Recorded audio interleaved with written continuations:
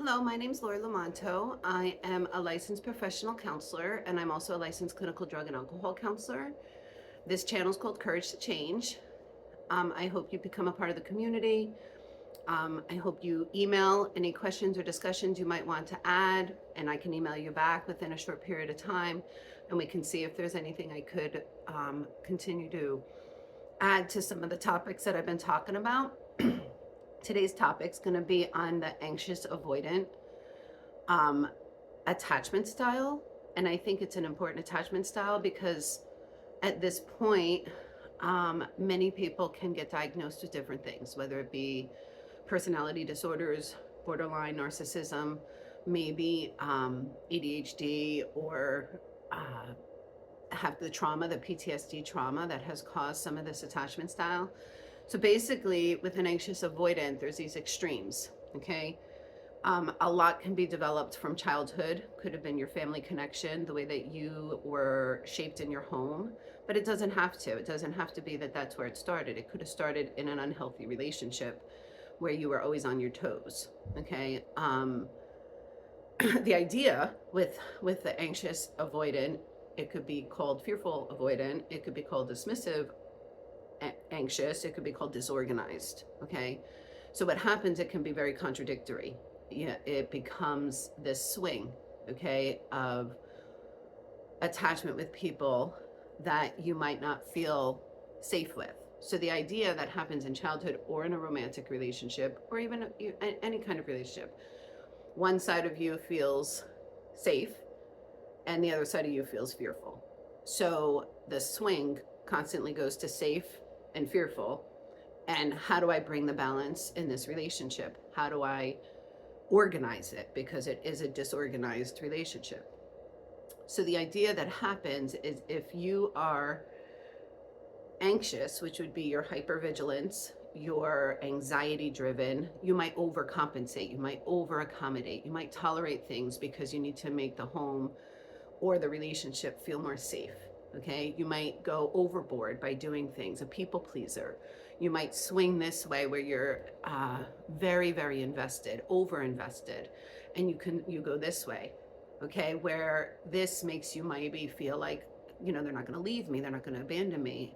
And a lot has to do with whether it's the romantic partner or childhood. It was about the other person. It was always about the other person that was affecting you. So to keep peace and to keep harmony, you would overcompensate, okay, and overextend yourself because I have to be aware of their mood, okay? So it's on hypervigilance. You're on your toes a little bit, feeling anxious. I have to be aware of the way they maybe, walk around, slam the door, come in, breathe heavy, anything. So, okay, got to make sure today that I'm in this very accommodating place so I can bring peace in my home, okay? However, there's also fear and threat. You feel threatened at the same time that no matter what I do doesn't work, okay? They never seem satisfied. They never seem happy. I still am afraid of the abandonment. So this swing that happens when you start to feel the threat, okay, because it's safety and threat, when you start to feel the threat, you swing to this other side of avoidance. And avoidance is going to be more about hyper independence, okay, super reliant upon yourself, shutting down, moving and doing things that isolate. Isolation sometimes is underestimated, sometimes it can be unhealthy, sometimes it can be healthy. In this particular situation, this isolation of super independence and super reliance upon yourself has caused this massive swing that all of a sudden it's contradictory. One second you are over accommodating, the next second you want to be alone and super independent. And it can cause confusion, okay? At home as a child, it brought safety, okay? Because I feel threatened and I don't feel safe, things are unpredictable. I tried accommodating, but now I'm going to try to just be independent and hyper independent and avoid conflict, okay? The problem with avoidance is lying, pretending, making it like there's no issues and we're okay. Things are fine. Let's just isolate and do my thing, never confront, never do anything to make this problem solved. There's no solution. So you get hyper independent and super reliant upon yourself, okay? So when you start to go into other relationships and you try to be in a romantic relationship, there's this massive swing. Okay. Now the swing is typically about scanning your atmosphere, like watching and looking because you're on your toes. And is this safe or do I feel threatened? Can I trust? Who do I trust? Okay.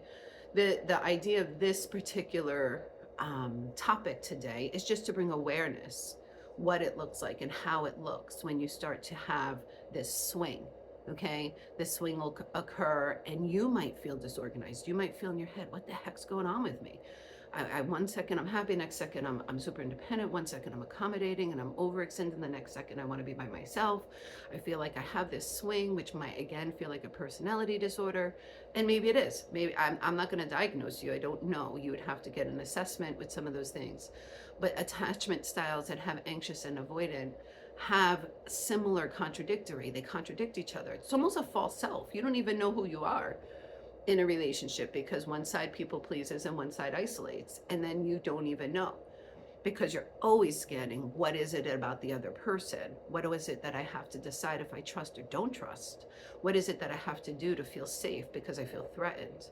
So this today isn't going to be like what do we do to fix it? Yeah, the biggest thing is start to be aware that you have this scanner that is a safety threat back and forth that happens, and it comes into your romantic relationships, maybe with your bosses, maybe with your coworkers, definitely with your family, and it becomes contradictory and it becomes something hard to figure out.